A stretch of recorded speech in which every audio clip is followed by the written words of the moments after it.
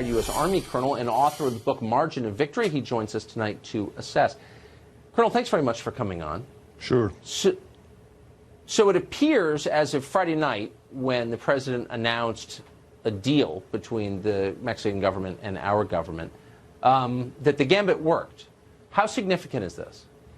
Well, I think in the short run, there will be some temporary relief. But in the long run, this is not going to profoundly influence the crisis on the southern border.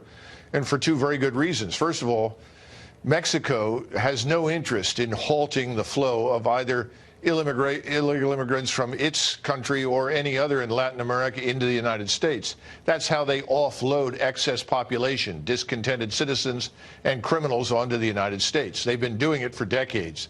So while there may be temporary relief, it will resume inevitably. Secondly, Mexico is a narco state. We need to be honest about this. The place is ruled by 6 drug cartels. These drug cartels control the government. They control the institutions of governance. No one can move in that country without their permission. So ultimately, they have a permanent interest in keeping open borders. They have no interest whatsoever. They want to filter in people, and they want to filter in drugs. You can't do that if you close the border. So for those two reasons, it has no future in the long run. So whatever we get from this, it will be temporary. It's not, as you say, a viable solution. So what you're saying is that when we leave our southern border porous, as it currently is, we're leaving ourselves exposed to the whims of drug cartels.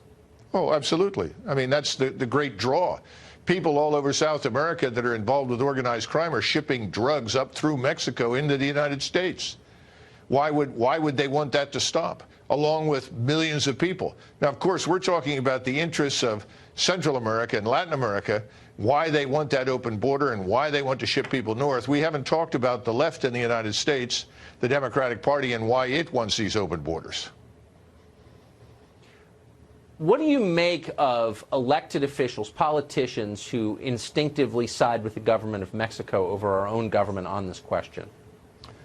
Well, keep in mind, this is very important. All of your viewers need to understand this. Just a few decades ago, Richard Nixon and Ronald Reagan were elected to high office from the state of California. Is that possible today? Right. Absolutely not. It's impossible. Why? It's called demographic change. And right now, the largest ethnic minority in California is largely Mexican and Hispanic. California is in the main today no longer a majority English-speaking white state. It is in the main something else, something new, but largely Latino, largely Mexican. The Latinos, the Mexicans, are the base of the Democratic Party. The Democratic Party has decided they are the future for the left in the United States. The more of these people that can be brought in illegally as well as legally, the better it is for the Democratic Party, because their goal is to transform the United States into a facsimile of California, so that any election is impossible from the standpoint of the right, from the standpoint of the Republican Party, to win anything. So you don't believe there's any other calculation other than the political calculation that goes into the question, assessing sure. Immigration? Of course. I mean, obviously, they're going to sit there and say, oh, these people are poor, they need our help. But we all know that in fundamental terms, not only is that not true, but secondly, we don't need it. We can't afford it. We have problems here in our own country with our own citizens. Yeah. Our own citizens need help and assistance. So that's a false argument.